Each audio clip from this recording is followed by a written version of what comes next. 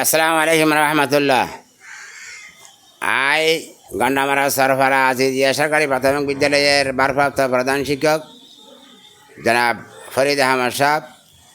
এই বিদ্যালয় 1992 ইংরেজি মধ্যে স্থাপিত। এই বিদ্যালয়টি খুব পুরান ভবন। সারসা বাংলাদেশ কোম্পানি এই বিল্ডিং করি। এই বিল্ডিং খুব ঝুঁকিপূর্ণ, যে কোনো মুহূর্তে বিল্ডিং ভাঙে ভরে দেখতে পারে। ইয়ার ফাঁসদি মসজিদ এবং স্কুলের যাতায়াত চলাফেরার রাস্তা।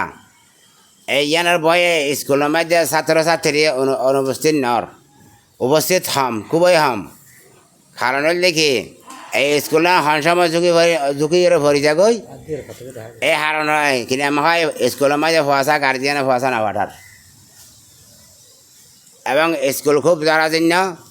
ইয়ান স্কুলের যে জায়গা দিয়ে মাস্টার ইসলাম সাহেবে এবং ছোটো ভাই ফজল করিবে যে জায়গা দিয়ে ইয়ান এই বিল্ডিংয়ের বাদ দিয়ে কিনা হয় স্কুলের জায়গায় করতে আছে।